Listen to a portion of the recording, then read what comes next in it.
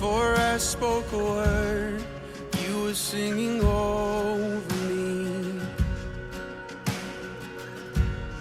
You have been so, so good to me. Before I took a breath, you breathed your life in me. And you have been so, so kind to me. Oh, the overwhelming, never-ending. 오늘 주제, 제목을 함께 읽겠습니다. 주제는요, 믿음 안에서 사는 삶입니다. 네. 부제로는 인식의 법칙, 믿음 안에서 우리가 어떻게 살아가야 되는지를 한 원리를 좀 찾아가서 이 본문의 말씀을 좀 해석하려고 합니다. 그래서 일단은 우리 본문 말씀이 오늘 갈라디아서 2장 17절부터 21절 말씀인데 함께 교독하도록 하겠습니다. 시작.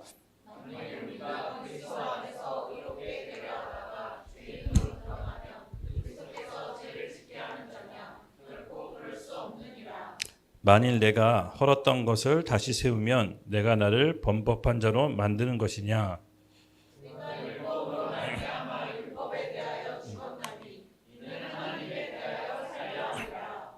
내가 그리스도와 함께 십자가에 못 박혔나니 그런즉 이제는 내가 사는 것이 아니요 오직 내 안에 그리스도께서 사시는 것이라. 이제 내가 육체 가운데 사는 것은 나를 사랑하사 나를 위하여 자기 자신을 버리신 하나님의 아들을 믿는 믿음 안에서 사는 것이라. 내가 하나님의 은혜를 패하지 아니하노니 만일 의롭게 되는 것이 율법으로 말미암으면 그리스도께서 헛되이 죽으셨느니라. 아멘.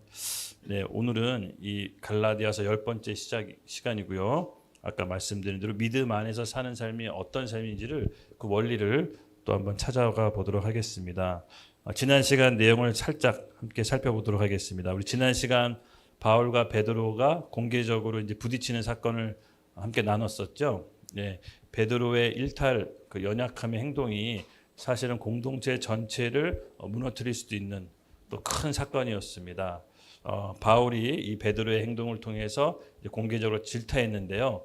사실은 그것이 개인의 어떤 연약함보다도 복음의 본질을 훼손하는 일이었습니다. 그 사건이 무엇이었죠? 네, 이방인과 안디옥 교회에는 당시 이방인과 유대인이 함께 신앙생활을 했었는데 바로 이방인을 위해서 유대인 사람들이 음식 정결법을 지키지 않고 함께 섞어서 식사를 나눴습니다. 근데 문제는 여기서 시작됩니다. 예루살렘에 야고보 일행이 온다는 소리를 듣고 갑자기 베드로가 돌변해서 음식 계절법을 지키는 쪽으로 이방인들을 버리는 쪽으로 갔습니다. 이것을 목격한 이제 바울이 극대노했죠. 그리고 이제 공개적으로 영적인 스승이자 선배인 베드로를 책망합니다. 바울이 너무 선을 넘었을까? 왜 이렇게까지 했을까라고 생각해 본다면 사실 그 당위성이 있습니다. 베드로는 초대교회의 영적인 지도자였고 그의 행동으로 인해 교회가 수많은 사람에게 영향을 미칠 수 있었기 때문에 바로 베드로는 복음을 훼손시켰다라고 바울은 인식한 겁니다. 율법으로 인해 하나님께 의롭게 될 수 있는 게 아니라 믿음으로 하나님께 의롭게 될 수 있는 새 시대를 열었는데 다시 예전처럼 율법을 지키는 모습을 이방인한테 보여준다면 너의 그 행위와 행동이 어떻게 비치겠느냐라고 공개적으로 이제 질타를 한 것이죠. 맞습니다, 여러분. 우리도 일상생활을 살면서 다시 이 율법으로 돌아가려는 경향도 우리 안에 내재되어 있습니다. 믿음 안에서 예수 그리스도 안에서 거듭난 새로운 피조물이지만 우리 옛 습관과 옛 자아는 아직도 옛 모습으로 돌아가려고 하는 것이 우리 이제 관성의 법칙입니다. 그렇기 때문에 우리는 늘 이것을 경계해야 됩니다. 바울도 이 점에 대해서 이제 경계한 거죠. 그렇지만 베드로라는 위치가 초대교회에 존경받는 지도자였기 때문에 일반 성도랑은 좀 달랐습니다. 그가 한 행동이 다른 지도자 바나바에게도 영향을 미쳤고 교회의 거룩의 기준이 훼손된 겁니다. 이렇게 허용돼도 되네. 이렇게 탑 리더가 이렇게 해도 되니까 나도 이 정도는 해도 되지라고 죄가 관용되고 허용된 것입니다. 그래서 바울은 이것에 대해서 큰 이제 경각심을 일으킨 것이죠. 그래서 제가 봤을 때는 이 초대교회의 이 모습을 보면 초대교회 지도자들은 교회의 거룩을 지키려고 굉장히 애썼습니다. 사실은 초대교회의 권능과 능력은 그 밑바탕은 교회의 거룩으로부터 나왔습니다. 그래서 초대교회 지도자들, 사도들은 이 거룩을 지키려고 상당히 애썼습니다. 그래서 아나니아 삽비라 사건도 마찬가지입니다. 사실은 별거 아닐 수 있지만 별게 아닌 게 아닐 수가 있는 것입니다. 교회 안에서 작은 죄가 누룩같이 퍼져서 교회 공동체 전체를 망가뜨릴 수 있었기 때문에 늘 사도들은 이 점을 경각심을 가지고 있었던 것입니다. 그래서 이 베드로의 작은 해프닝이지만 사실은 교회 공동체를 전체를 무너뜨릴 수 있는 누룩과 같은 역할을 할 수 있었기 때문에 바울이 극대노한 것입니다. 이해되시죠? 맞습니다. 그래서 오늘은 그 두 번째 시간입니다. 오늘은 좀 재밌는 얘기를 좀 말씀을 드리려고 하는데 믿음 안에서 사는 삶이 어떤 것인지를 하나의 법칙, 인식의 법칙을 놓고 말씀을 함께 나누려고 합니다. 여러분, 성경은 하나님의 말씀과 영감과 감동으로 쓰여진 거 믿으시죠? 네. 근데 요새 창문과 신학은요, 하나님의 말씀으로 보지 않습니다. 아직도 많은 사람들이 하나님의 말씀으로 성경을 보지 않고 이성과 지식으로 대합니다. 그러다 보니까 세상의 교훈, 어떻게 보면 지식, 이런 쪽으로 접근하려고 하는 시도가 지금 팽배합니다.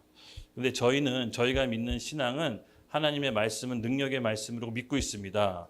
단순히 문자 그대로 우리에게 교훈을 주려는 한 것이 아니라 능력의 말씀으로서 그것을 믿는 사람이 오늘 우리의 삶도 변화된다는 것을 믿습니다.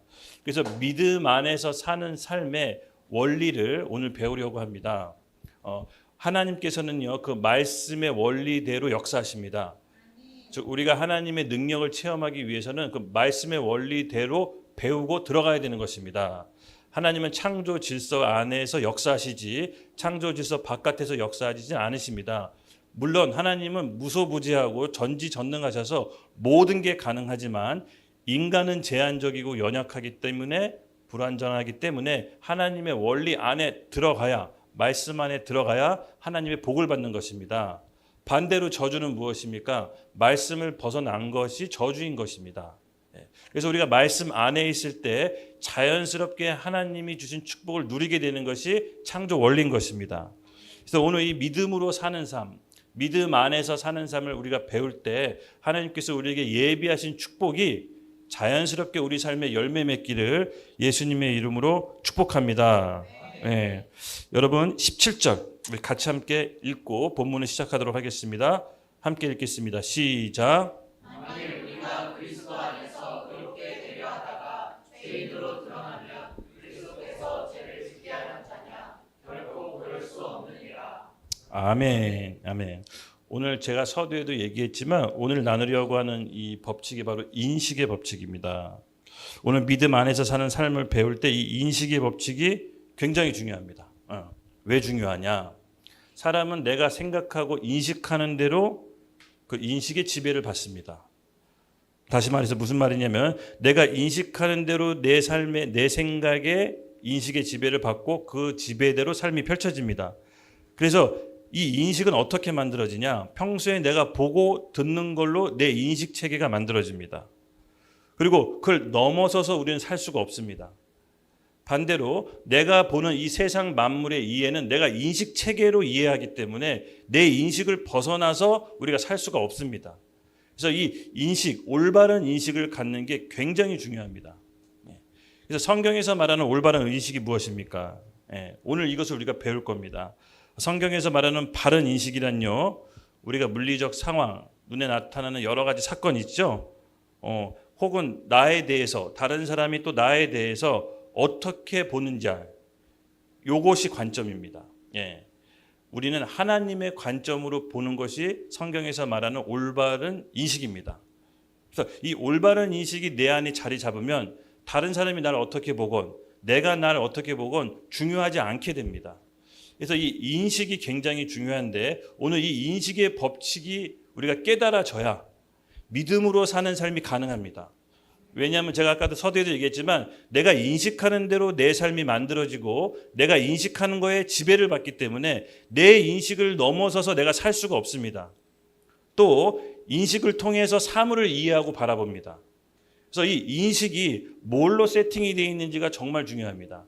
그래서 바른 인식이란 하나님의 말씀과 관점으로 이 세상을 바라보는 이 바른 인식이 우리에게 너무나 중요합니다. 이것이 전제돼야 나의 삶이 하나님의 말씀대로 축복받고 그 원리 안으로 들어가는 것입니다. 그래서 세상 사람들도 이 원리를 잘 압니다. 그래서 세상 사람들도 뭐 긍정의 힘, 마인드셋 이런 말을 사용해서 긍정적인 마음을 가지세요. 마음을 고치세요. 이런 말이 다시 이 창조 원리 안에 들어간 것입니다. 그래서 우리는 이 긍정적인 마인드, 우리 안에 에너지를 발견하자 이 정도 수준으로 얘기하는 것이 아니라 그 근원이 뭐냐 이것입니다. 내 인식 체계를 하나님 말씀으로 바꿀 때, 우리의 말씀으로 하나님 인식을 바꿀 때 우리는 생각하지 못한 삶을 살게 됩니다. 여러분 그것은 우리 삶에 하나님께서 예정해 놓은 것입니다. 그래서 오늘 우리 인식 체계를 바꾸는 첫 시작의 단추가 되기를 예수님의 이름으로 축복합니다. 그래서 사실은 이 성경을 해석하고 성경을 바라볼 때 이 인식의 법칙이 굉장히 중요하게 역할을 맺습니다. 내가 아까도 얘기했지만 내가 인식하는 것 이상으로 생각을 못한다고 했죠. 맞습니다. 성경을 바라볼 때 누구는 더 많이 깨달아지고 덜 깨달아지는 경우가 있습니다. 제가 이제 성경을 해석하고 바라보는 법 두 가지를 말씀드릴게요. 첫째, 성경을 바라볼 때 성경을 어떻게 해석하냐? 말씀에서 말씀으로 찾는 겁니다. 구약의 말씀이 신약에서 찾아지고 신약의 말씀이 구약에서 찾아지고 말씀을 말씀으로 해석하는 게 가장 좋습니다. 그래서 내가 어떤 말씀이 이해 안 됐을 때 말씀을 통해서 그 이해 안 되는 게 풀어지는 경우 여러분 경험 있으시죠? 왜냐하면 우리 인식 체계는 오류가 있고 우리 인식은 이 세상으로부터 주입받은 것이 굉장히 많습니다. 그래서 성경 말씀은 말씀을 통해 이해되는 경우가 꽤 많아집니다. 두 번째는요, 기도하는 것입니다. 바울은 지혜와 계시의 영을 달라고 하나님께 기도합니다. 즉 우리가 이 인식 체계가 이해할 수 있는 한계를 뛰어넘어서 하나님의 통찰력이 들어오는데 이것은 기도인 것입니다. 기도했을 때 지혜와 계시의 영이 들어와서 말씀이 다른 각도로 보이기 시작합니다. 즉 성경 말씀으로 내 인식 체계를 바꾸고 기도로서 하나님의 통찰력을 받을 때 전혀 새로운 의미로 성경이 우리 가운데 들어오게 된 것입니다. 이것이 바로 이제 성경 해석법인데요. 여러분 이것을 잘 기억하시고 오늘 이 말씀을 대하면 좋을 것 같습니다. 오늘 이 17절 말씀에 이렇게 얘기합니다. 만일 우리가 그리스도 안에서 의롭게 되려 하다가 죄인으로 드러나면 그리스도께서 죄를 짓게 하냐? 결코 그럴 수 없느니라. 여기서 가장 중요한 키워드가 두 가지가 있습니다. 그리스도 안에서 의, 그렇죠? 그리고 죄인으로 드러나면 그리스도께서 죄를 짓게 하는 자냐. 죄라는 단어의 키워드가 있습니다. 바울은 이렇게 얘기합니다. 그리스도 안에서 의롭게 살려고 하다가 죄를 짓 수 있잖아요. 그러니까 죄가 드러날 수 있습니다. 그러면 그 죄가 드러난 게서 그리스도께서 죄를 짓게 하려는 거냐 이렇게 물어보는 겁니다. 결코 아니라는 거죠. 그럼 이것이 무슨 뜻이냐? 인식의 오늘 법칙으로 이 말씀 한번 바라보겠습니다. 그러면 그리스도 안에서 의가 뭔지를 아는 것이 굉장히 중요합니다. 그리스도 안에서 의가 뭘까요? 왜 그리스도 안이라는 전제가 붙었는지 여러분 그동안 배운 게 있잖아요. 우리 그렇죠? 의가 뭐라 그랬죠? 네, 맞습니다. 아멘, 맞습니다. 의가 죄가 사해지는 그 파돈이라는 의미도 있지만 하나님 안에서의 올바른 관계가 진짜 의의 의미입니다. 그래서 하나님과 나 사이에 어떤 정죄감과 열등감과 두려움과 죄책감 없이 하나님 앞에서 언제나 담대하게 요구할 수 있는 이 의로운 상태, 이것이 바로 하나님과의 바른 위치입니다. 이것이 바로 의의 근본적인 이유이죠. 그래서 여러분 이 의롭다라고 하는 것은 하나님하고 거리낌 없는 올바른 위치에 내가 섰다라는 겁니다. 근데 단 이렇게 되기 위해서 뭐가 전제해야 된다? 그리스도 안에서라는 전제가 필요합니다. 우리의 힘과 노력으로 하나님 앞에 의롭게 될 수가 없다라는 뜻입니다. 그리스도께서 십자가에 이루신 공로, 그 힘에 힘입어 우리가 의롭게 될 수 있다라는 뜻입니다. 그리스도께서 이루어 놓으신 그 의 안으로 들어갈 때 그 의로 인해 우리가 하나님 앞에 담대하게 설 수 있는 것이지 우리의 노력과 힘으로는 의롭게 될 수 없다라는 것입니다. 그래서 그리스도 안에서 의라는 것이 전제가 되는 것입니다. 그러면 이 의의 바른 인식, 하나님과의 바른 관계, 이 바른 위치인데 죄라는 것이 어떤 의미인지를 또 성경적인 의미로 살펴보겠습니다. 여기서 말하는 죄는 어떤 행위, 어떤 잘못을 저지른 죄가 아닙니다. 혹시 제가 얘기했던 죄의 의미를 한번 설명했던 적이 있는데 기억나시나요? 죄가 뭐였죠?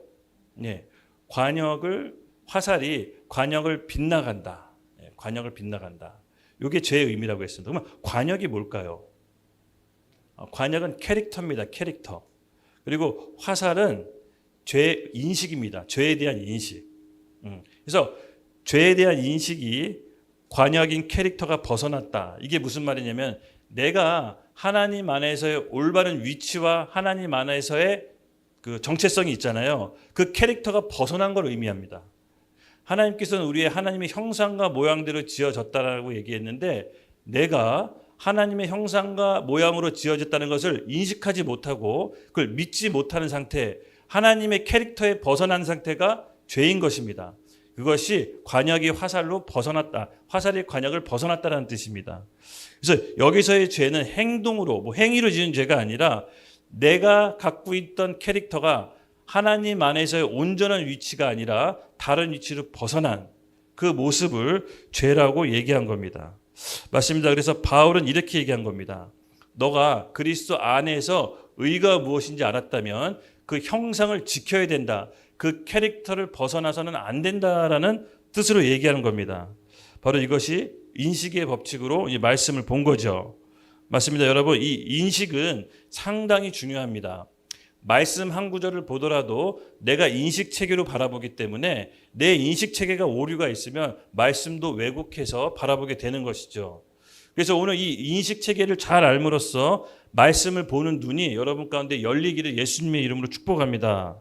그래서 이 구시대의 율법, 구시대의 어떻게 보면은 옛습관, 또 우리가 세상으로부터 주입받았던 생각과 가치관과 철학이 오늘 완전히 깨지고 새로운 인식체계로 예수님의 말씀으로 세팅되기를 예수님의 이름으로 축복합니다. 그러면 여러분 예수님은 어땠을까요? 예수님은 어떤 관점으로 세상을 바라봤을까요? 물론 우리가 당연히 알지만 예수님도 하나님의 관점으로 이 세상을 바라봤습니다.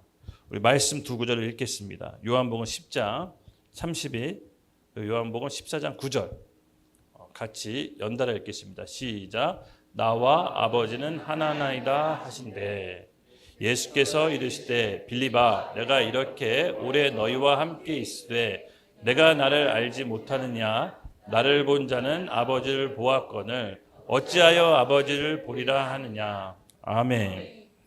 예수님께서는 아버지와 하나다라고 하나님과 동일시했습니다. 그게 예수님이 세상을 바라보는 인식입니다. 그리고 나를 보면 하나님 아버지를 본 거다라고 빌립한테 얘기합니다. 예수님은 하나님과 동일시했습니다. 예수님께서는 하나님 아버지를 늘 인식하며 세상을 바라봤습니다. 그것은 우리에게도 동일하게 적용할 수 있습니다. 우리가 하나님 말씀으로 이 세상을 바라볼 수가 있는 것입니다. 그래서 이 인식 체계가 바꾸는 것은 여러분 시간이 오래 걸리긴 합니다. 시간이 오래 걸리지만 포기하지 마셔야 됩니다. 왜냐하면 포기하지 않고 이 인식 체계가 하나님의 말씀으로 바뀌면 우리가 그 안에서 이 땅에 누려야 될 축복, 하나님이 예비하신 축복들이 삶 가운데 열매 맺기 시작합니다. 그것은 우리가 상상할 수 없는 열매인 것입니다. 왜냐? 이 하나님의 말씀은 능력 있고 살아있고 운동력이 있어서 이 말씀을 자체를 믿음으로 살 때 우리가 이 원리 안으로 들어갈 때 우리의 삶은 풍성하게 열매 맺을 것을 저는 믿어 의심치 않습니다. 그래서 하나님은 예수님과 독립적인 인격이셨지만 그의 뜻과 마음은 하나였던 것입니다. 그래서 구별되어지만 분리되어 있지 않았습니다. 우리 또한 그렇게 될 수 있습니다. 우리가 예수님의 말씀으로 우리 예수님과 같은 생각과 마음을 품을 수 있습니다. 어떻게 그런 일이 가능하냐? 예수님의 말씀을 믿는 믿음으로 가능합니다. 그래서 이 인식을 여러분 하나님의 말씀으로 바꾸는 것이 굉장히 중요합니다. 우리 요한복음 17장 1절 말씀, 예수님의 중요한 행동이 있는데 이 행동을 통해서 세상을 어떻게 바라봤는지 한번 살펴보겠습니다. 함께 읽겠습니다. 시작.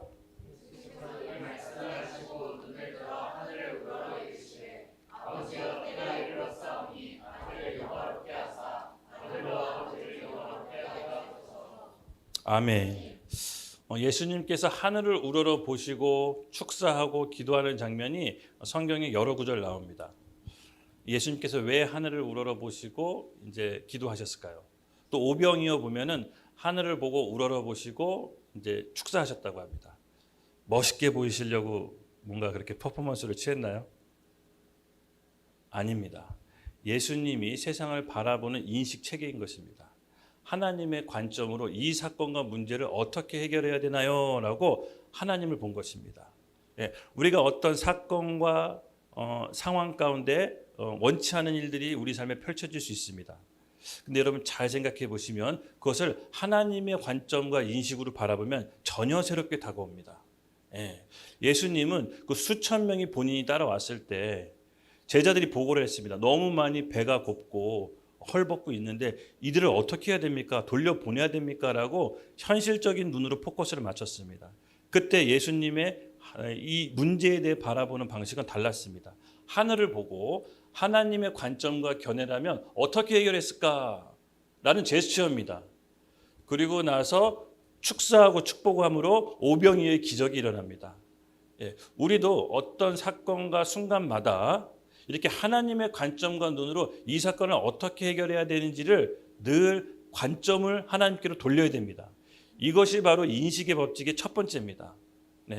여러분 우리 안에서도 이런 문제들이 늘 있습니다. 그렇죠? 살면서 갑자기 예상치 못한 내가 원치 않은 일들이 툭툭 치고 들어옵니다. 근데 이 사단의 전략은요, 큰 그림을 보지 못하게 합니다. 그 문제에 매몰시킵니다. 근데 자세히 보면 만약에 하나님께서 우연이 없으시고 실수가 없으신 분이 그 사건을 나한테 허락했다면 하나님의 관점과 견해로 보는 눈이 길러지는 겁니다. 내가 이 상황과 환경 가운데 하나님이 허락하셨다면 선하신 뜻이 있겠지? 그러면 하나님이 나한테 뭘 요구하시는 걸까라고 관점을 바꿔야 됩니다. 그 문제에 매몰돼서 그 문제를 해결하기 위해서 물론 하는 것도 틀린 건 아닙니다. 근데 그 전에 이 상황이 하나님께서 허락하셨다면 나는 어떤 관점으로 이 상황을 바라봐야 되나? 먼저는 하늘을 우러러 보는 겁니다. 먼저 생각하기 전에, 먼저 말하기 전에, 먼저 행동하기 전에 하나님의 관점, 말씀으로 기도하는 겁니다. 그럴 때 하나님께서 우리에게 이유와 해법을 알려주십니다. 지금은 순종해야 될 때인지 아니면 믿음으로 돌파해야 될 때인지를 알려주십니다. 그래서 그 마음대로, 그 마음을 주신 거대로 우리가 인도받을 수 있는 것입니다. 그래서 예수님은 하나님과 동등되셨고 하나님과 같은 하나님이셨지만 늘 하나님의 관점으로 봤습니다. 우리 아버지 같으면 어떻게 해결하셨을까? 아버지 같으면 이 사건을 어떻게 날 요구하시는가? 철저하게 이게 예수님은 훈련되셨습니다. 그 단적인 예가 뭐죠? 예수님이 붙잡혀 가시는 날 베드로가 안 됩니다, 주님. 주님이 잡혀갔을 때 제가 이걸 막겠습니다 하고 막았죠. 그때 예수님께서 뭐라고 하셨습니까? 베드로한테 사탄아 물러가라. 베드로한테 한 얘기는 아닙니다. 이 전체적인 큰 그림, 예수님이 십자가에서 죽고 부활하심으로 구원의 역사를 일으켜야 되는 전체적인 큰 하나님의 그림은 베드로는 보지 못한 것입니다. 그래서 그 문제 사건만 해결하기 위해서 충성심을 발휘했지만 사실은 본인의 옳은 행동도 사탄에게 이용당할 수 있다는 것입니다. 그래서 예수님은 정확히 알았죠. 사탄아 물러가라. 그리고 멈춰라. 그랬을 때 하나님의 역사가 어떻게 이루어집니까? 구원의 역사를 통해서 저와 여러분이 십자가 안에서 새롭게 거듭날 수가 있었던 것입니다. 그래서 우리는 어떤 문제와 사건이 벌어졌을 때 큰 그림으로 보는 눈을 가져야 됩니다. 일단은 그 상황 가운데 한 템포 쉬고 기도하고 하늘을 우러러 아버지 하나님 같았으면 어떻게 해결하셨지라고 잠깐 생각하고 기도한 다음에 성령께 인도함을 받읍시다. 그럴 때 그 문제가 전혀 새로운 각도로 다가올 것입니다. 히브리서에 재미있는 얘기가 있습니다. 4장 15절 함께 읽겠습니다. 시작.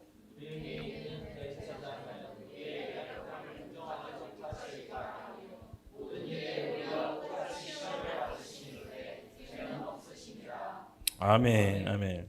그러니까 우리 예수님께서 우리의 대제사장 되시고 우리의 연약함도 아시고 우리의 죄성도 다 아십니다.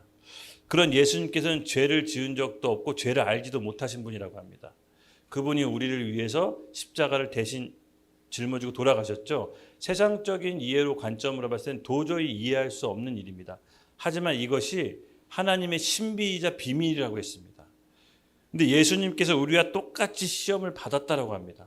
저는 이 시험 받았다라는 게 제 그냥 수준으로 제가 느끼는 유혹, 제가 느끼는 제 수준에 느끼는 그런 유혹과 테스트를 예수님께 똑같이 받으셨나? 이런 정도의 수준을 생각했는데 그것이 아니었던 것입니다.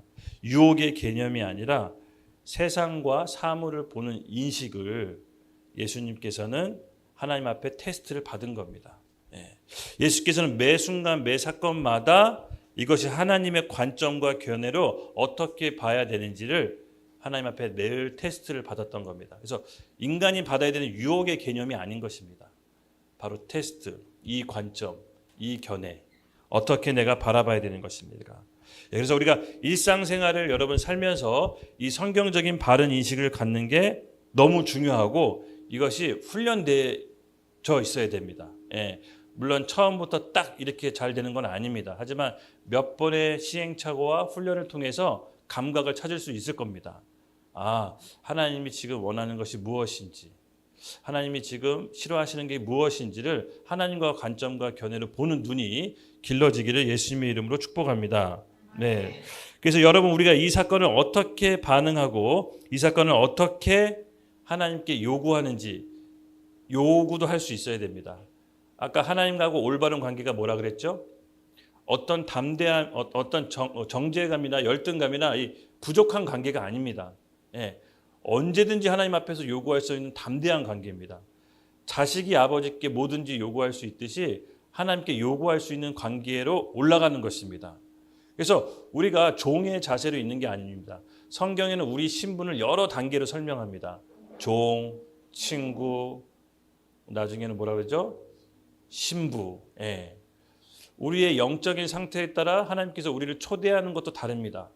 그래서 우리가 요구할 수 있다는 것은 더 이상 종의 영이 아니라 아빠, 아버지라 부를 수 있는 양자의 영, 자녀의 영이 들어오면 우리 하나님 앞에 언제든지 요구할 수 있는 단계로 가야 됩니다.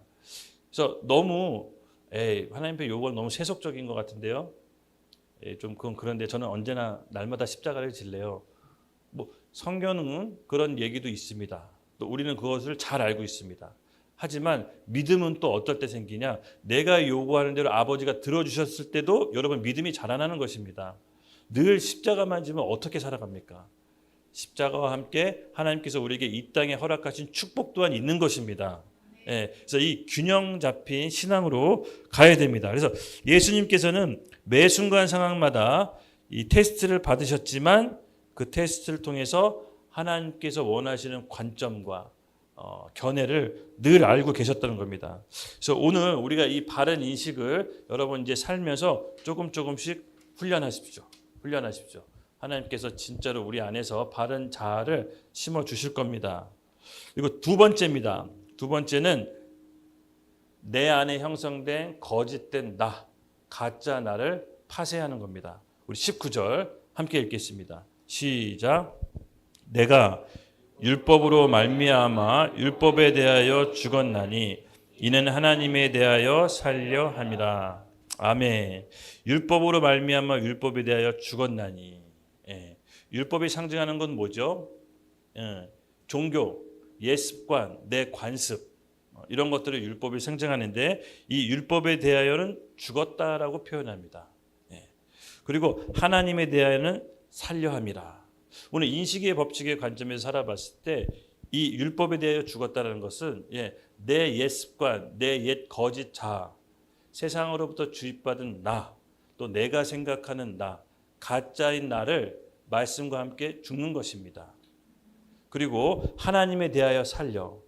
하나님이 말씀하시는 진짜 나, 그리스도 안에서 내가 누군지, 왕 같은 제사장, 새로 거듭난 하나님의 자녀로 하나님의 관점으로 다시 인식으로 바꾸는 것입니다. 이것을 19절에 이제 표현한 것이죠. 그래서 율법에서 요구하는 나는 뭡니까? 이 율법에서 율법은 우리를 끊임없이 정죄합니다. 내가 이렇게 잘못했고, 내가 이래서 안 되고, 내가 이렇게 해서 하나님과 멀어졌고, 내가 이렇게 해서 하나님하고 동떨어졌고 끊임없이 율법은 정죄합니다. 그리고 율법은 우리를 늘 지적합니다. 이것이 꼭 나쁘다라고 볼 수는 없지만 이것이 종교적인 관행이 되면 하나님과 우리가 원래 갖고 있던 그 올바른 위치에서부터 한참 벗어나서 하나님의 축복을 받지 못하게 됩니다. 아까 죄가 뭐라고 했죠? 내 캐릭터, 하나님이 나한테 주신 캐릭터를 벗어난 겁니다. 예. 이 벗어난 캐릭터가 가짜인 나인데 이게 우리가 진짜인 줄만 알고 그동안 계속 살아온 것입니다. 예. 그래서 이것을 우리가 없애버려야 됩니다. 이 가짜인 캐릭터, 가짜인 나의 대표적으로 사로잡힌 사람이 있습니다. 예. 성경에 보면요. 대표적으로 이 가짜인 자기에게 사로잡혔던 사람 그리고 인생을 망쳤던 사람이 이스라엘 1대 왕 사울 왕이었습니다. 한번 말씀을 통해 한번 살펴보겠습니다. 이것이 얼마나 심각한지 가짜인 나를 빨리 지우지 않으면 우리 인생이 어떻게 파멸할 수 있는지 단적인 예로 좀 설명할 수 있습니다. 사무엘상 10장 25절에서 27절 함께 읽겠습니다. 시작.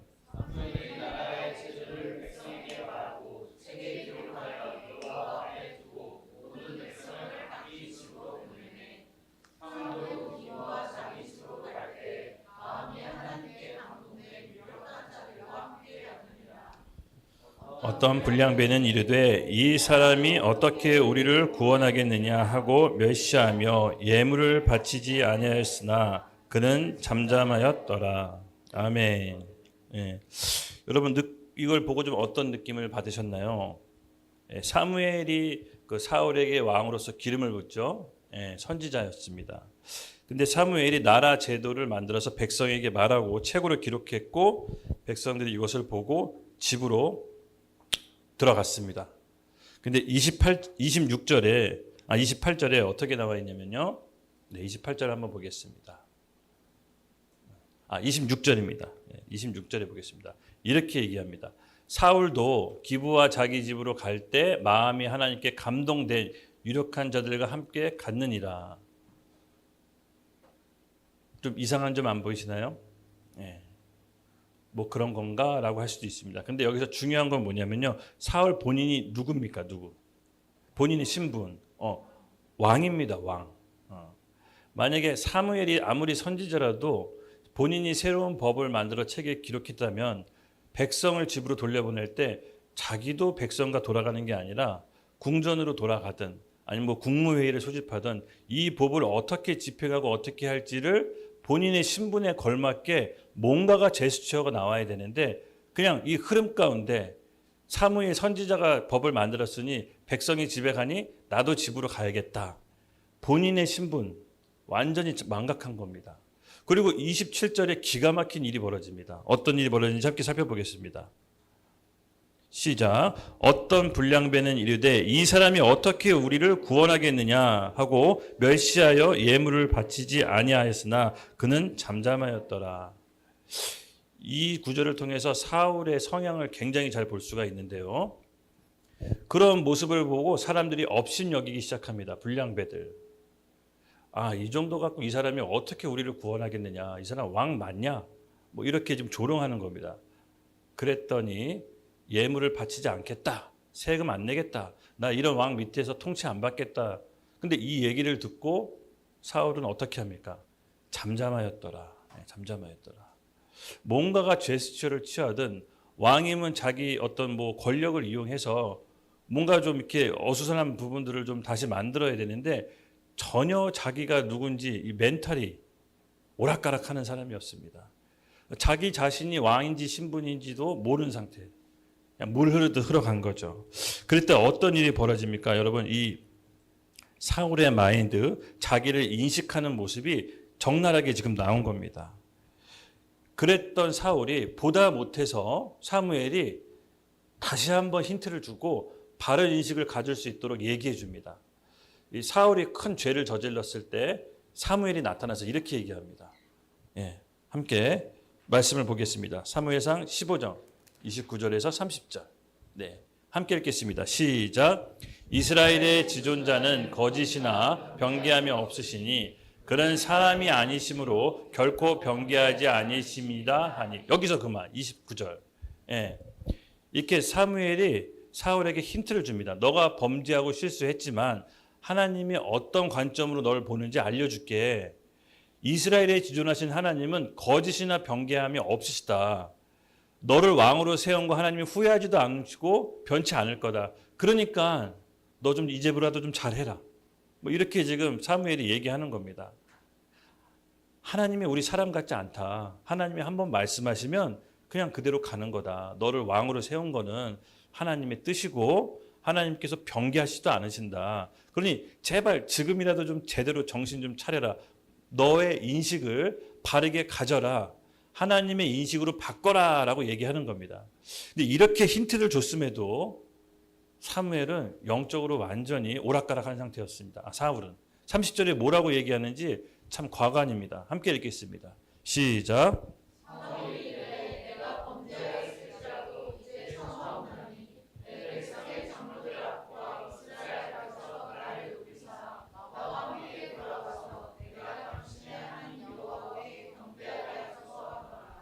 아멘. 이 사울의 인식은 지금 어디에 있나요? 하나님께 있나요? 아닙니다. 사람의 시선과 목소리에 굉장히 신경 쓰는 사람입니다. 우리 처음에 아까 봤을 때도 지나가는 사람이 불량배가 이렇게 조롱했을 때도 잠잠하게 있었잖아요. 그러니까 본인의 왕의 신분이었으면 좀 명령을 해서 정리를 했었어야 되는데, 근데 똑같이 지금 사무엘이 죄를 범한 사울에게 그 죄의 마음보다 하나님의 마음이 더 크다. 너가 죄에 눌려있지 마라. 하나님 널 왕으로 세우신 것은 변개하실 수 없다. 이것이 하나님의 마음이고 네가 인식을 바꿔라 했는데 끝까지 사울은 어떤 인식을 갖고 있습니까? 내가 범죄했을지라도 사족이 붙습니다. 뒤에. 그러니까 범죄했습니다. 죄송합니다. 끝내면 되는데 뒤에 사족을 붙여서 이렇게 얘기합니다. 청하옵나니 체면을 끝까지 구하죠. 내 백성의 장로와 앞에 이스라엘 앞에서 나를 높이사 나와 함께 돌아가서 그런 다음에 여호와께 경배하게 하소서. 그러니까 하나님 앞에 문제 해결을 하려고 하는 것이 아니라 사람들의 눈에 끝까지 체면, 내가 사람들한테 어떻게 보일까 봐 이게 더 두려웠던 겁니다. 이 사울의 이 인식은 끝끝내 자기 자신을 파멸로 가져갑니다. 별거 아닌 것 같지만 여러분 너무나 중요한 인식의 법칙입니다. 제가 아까 서두에도 얘기했죠. 내가 하나님 앞에서 바른 위치에 있으면 남들이 날 어떻게 보건 내가 날 어떻게 보건 중요하다 중요하지 않다? 중요하지 않다. 이 바른 인식이 생각보다 우리가 잘 되어 있지 않습니다. 근데 이 대조적으로 다윗이라는 왕, 2대 왕 있죠. 이 사람은 사람들 눈치보다 하나님이 날 어떻게 보는지 가장 두려워서 체면불구하고 그냥 죄를 다 자백합니다. 똑같은 비슷한 장면이 나오는데 다윗은 어떻게 반응하는지 한번 살펴보겠습니다. 사무엘하 12장 13절 함께 읽겠습니다. 시작.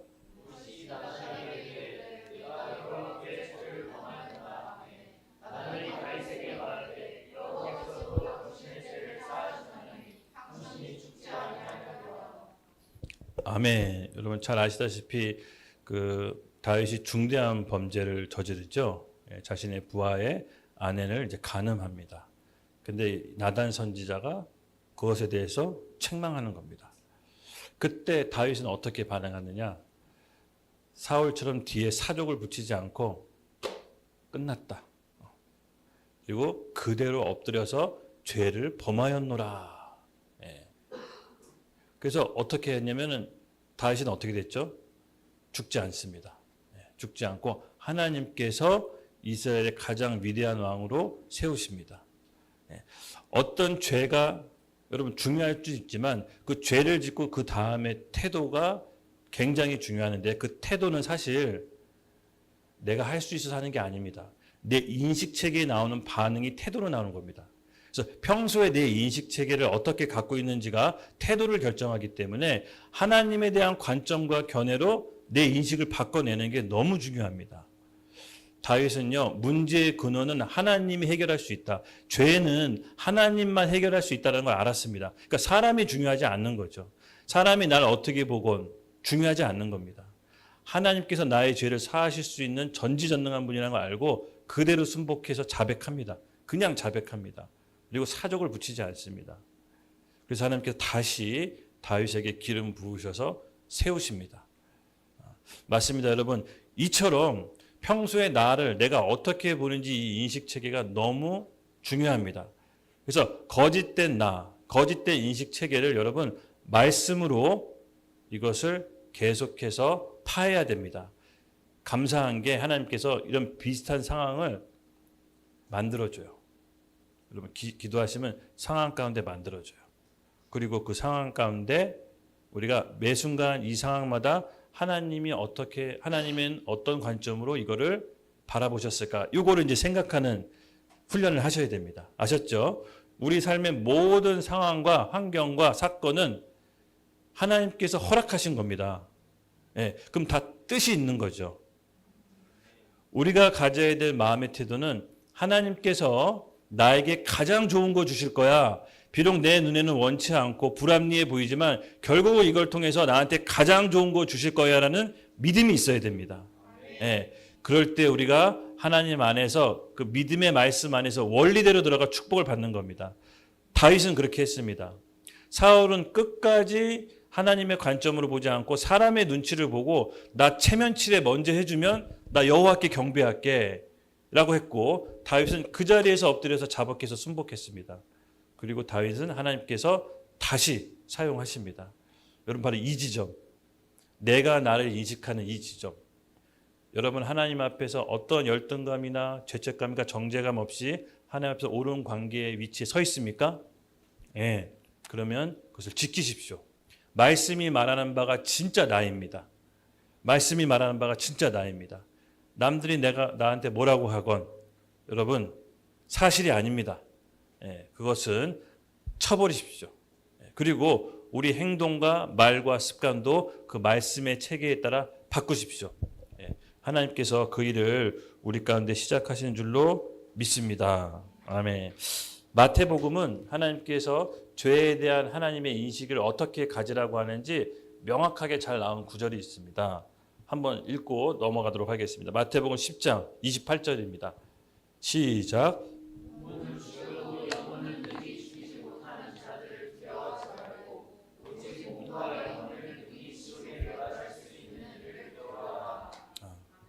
맞습니다.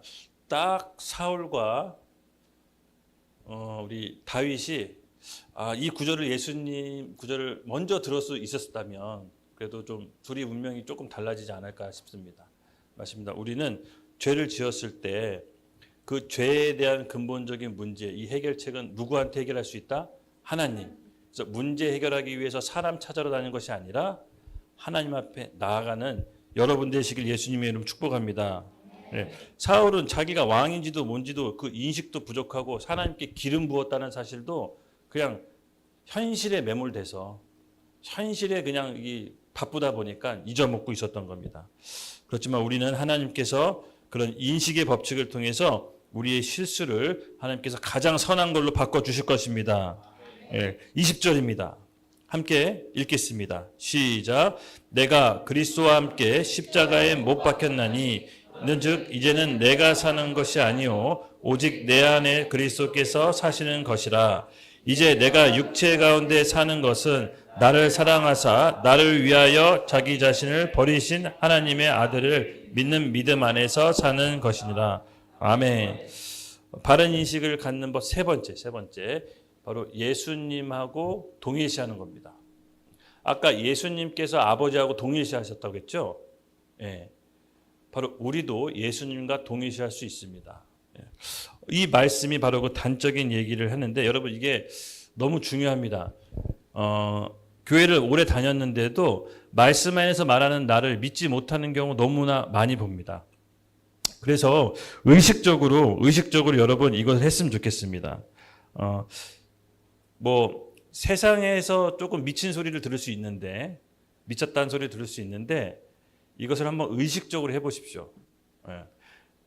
세상에서 나 혹은 내가 생각하는 내 가족과 친구가 생각하는 내가 아니라 말씀에서 뭐라고 있는지 그 나를 실제 삶에서 한번 해보십시오. 조금 미쳤다는 소리 들을 수 있습니다. 근데 이걸 하다 보면 여러분 안에 알 수 없는 믿음이 들어올 것입니다. 제가 이제 은사학교 때 이거 한번 얘기한 적이 있어요. 은사학교 때. 제가 과속으로 달리다가 경찰한테 붙잡혔습니다. 바른 인식이 뭐냐? 옛 인식은요. 경찰 앞에 움츠리고 있다가 죄송합니다. 잘못했습니다. 이거 제가 카메라를 못 봤습니다. 아니거나 뭐 이렇게 변명을 했겠죠. 아니면 경찰 아저씨 있는지 몰랐습니다. 뭐 이렇게 그럼 없었으면 과속할 거야. 막 이런 신라기가 오고 하겠죠. 근데 여기서 바른 인식 간에 말씀 안에서 나라고 대입해서 얘기해 봅시다. 아저씨 신분증 주세요. 면허증을 줬습니다. 김성환 맞으시죠? 아니요. 그 사람은 죽었습니다. 아니 2월 20일 김성환 맞잖아요. 네, 맞습니다. 근데 그 사람은 십자가에서 예수와 함께 죽었습니다. 아저씨 김성환 맞잖아요.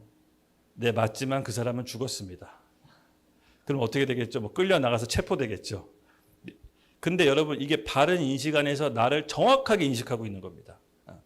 예수 그리스도와 함께 결코 정죄함은 없나니 이전 것은 지나갔으니 보라 새 것이 되었도다라고 내 바른 인식 안에서 나는 말한 겁니다. 이 훈련을 한번 해보십시오. 얼토당토 안 된 것 같고 약간 미친 사람 같이 보이지만 효과가 있습니다. 그리고 그렇게 했을 때 믿음이 자라나기 시작할 겁니다. 누가 남이 나를 어떻게 보든 내가 날 보든 거짓 자아로부터 탈출하십시오. 말씀이 말하는 바가 진짜 나인 것입니다. 그리스도 예수 안에 결코 정죄함이 없나니 좀 전에 과속한 김성환은 죽었습니다.